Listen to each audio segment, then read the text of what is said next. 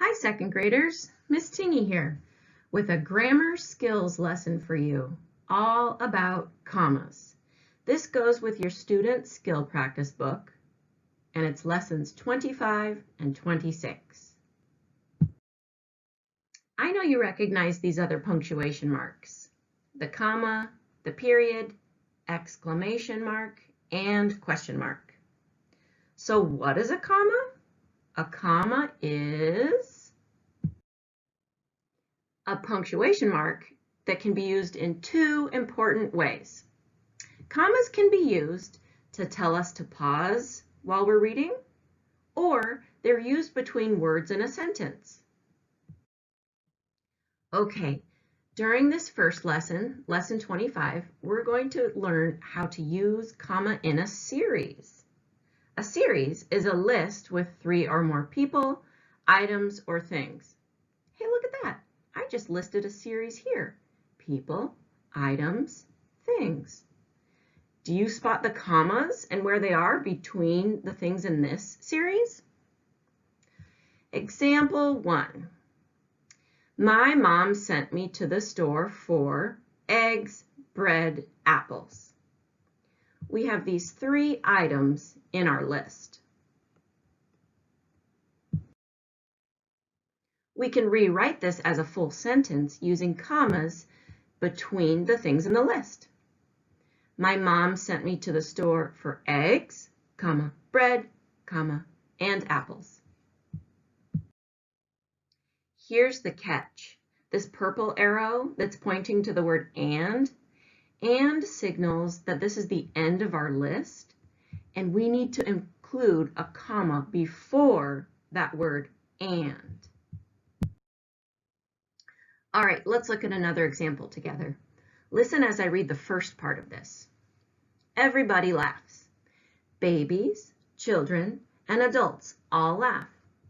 Did you hear my voice pause after babies and children? I was paying close attention to those commas in our list. We have 3 things in our list that the reader needs to know are separate things. Babies, children, and adults are all people who laugh. Check this out, second graders. Our signal word and tells us that there's one more thing in our list: adults.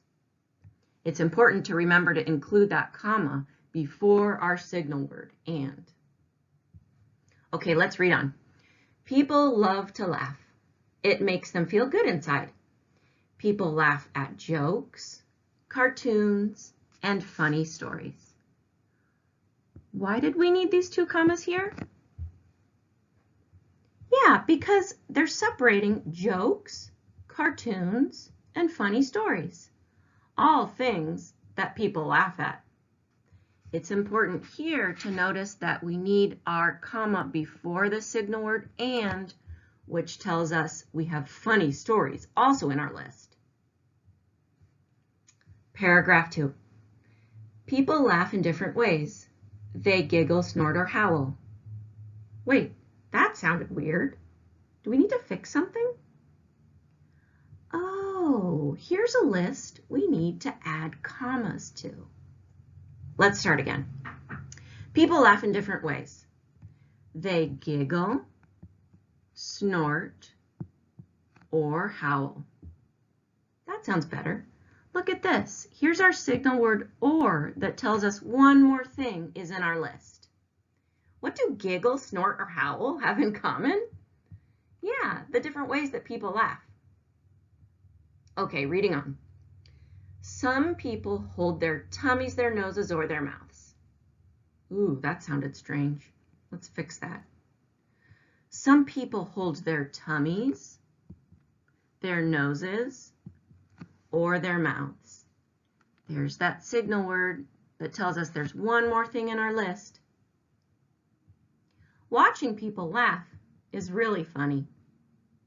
So what are the 2 words that you notice that we found as signal words to tell us, oh, there's one more thing in your list?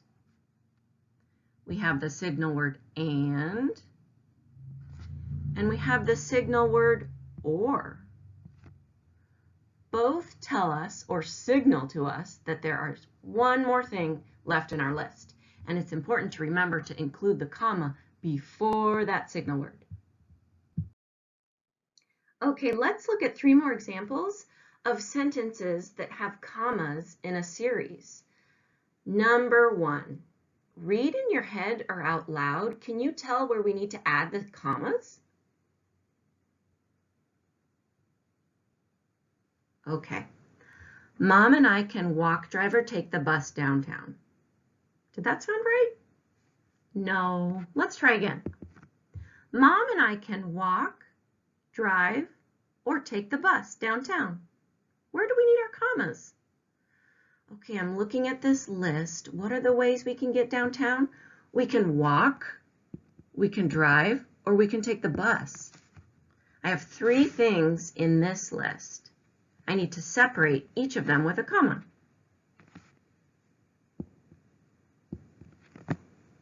Let's see how it sounds now. Mom and I can walk, drive, or take the bus downtown. Yeah, that sounded better. What's our signal word that tells us we have one more thing in the list?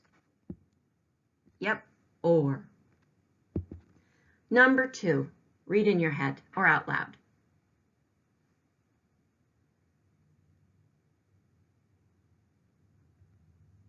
Okay, my turn. We will buy a ball, an umbrella, and a beach blanket. Wait, wrong again. Let's fix it. We will buy a ball, an umbrella, and a beach blanket. Okay. What are the things that we can buy? We can buy a ball, an umbrella, or a beach blanket. I have 3 or more things in my list, and I need to include commas to separate those things in my list. Oh, yep, I didn't forget the comma before my signal word and before the beach blanket, the last thing in our list. Number 3, your turn to read first.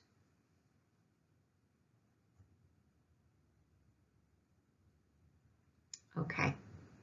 Then we will be ready to swim, play ball, or sit in the shade.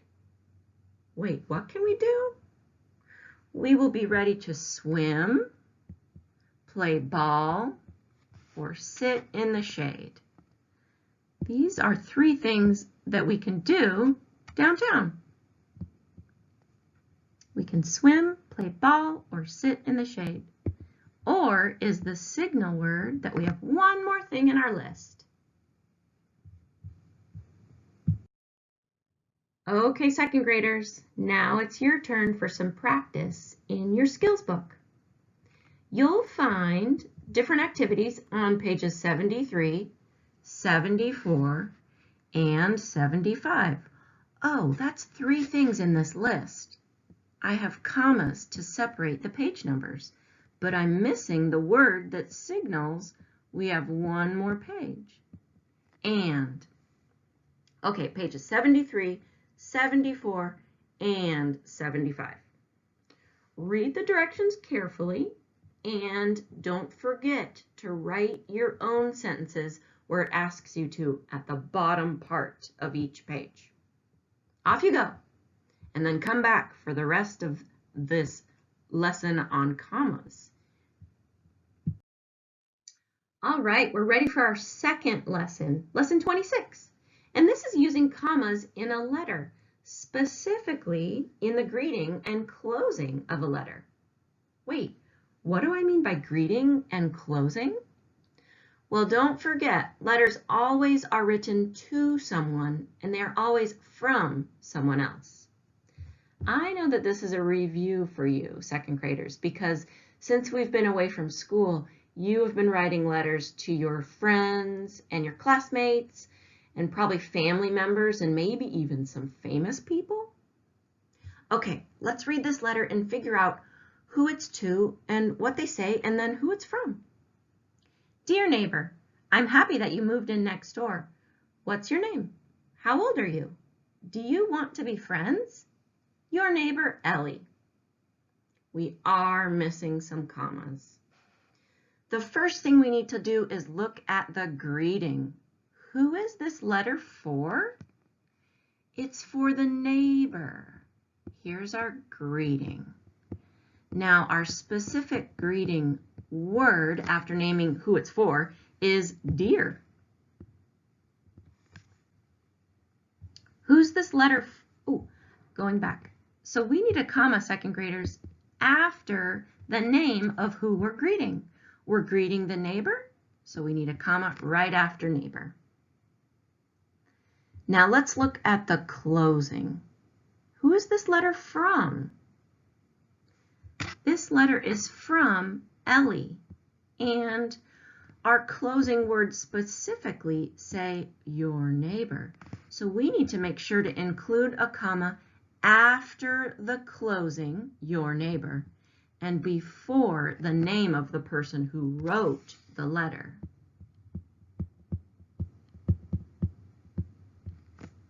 Other closing words that you're probably familiar with are love, or from, or yours truly.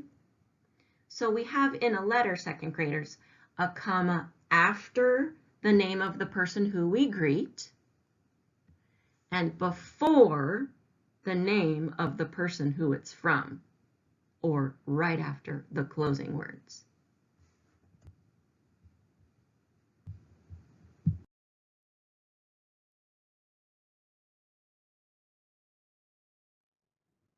Whoa, the best part of writing a letter is getting a letter back from the person who you wrote the letter to. Here it is. The neighbor is writing a letter back to Ellie. Let's try and figure out where to add those commas. Dear Ellie, my name is Ahmed. I'm 8 years old. I do want to be friends. Can you come over and play in my yard tomorrow? Your new neighbor, Ahmed. Okay, let's look first. Who is the letter for? Yes, the letter is for Ellie. So we need a comma after the greeting or after her name. All right, let's look at the closing. Who's it from? It's from Ahmed. So we need a comma before Ahmed's name. Our closing says your new neighbor, and we need to pause before the person's name, Ahmed. Your second assignment in the skill practice book is 3 other pages practicing to use commas in letters, or specifically in the greeting and closing of the letter. You have 3 more pages to work on, second graders. Pages 76, 77, and 78. Hey, this is a list. 76, 77, and 78. The word and signals that we have 1 more page. Okay, read those directions carefully and work hard, second graders. Have fun with this assignment, and remember,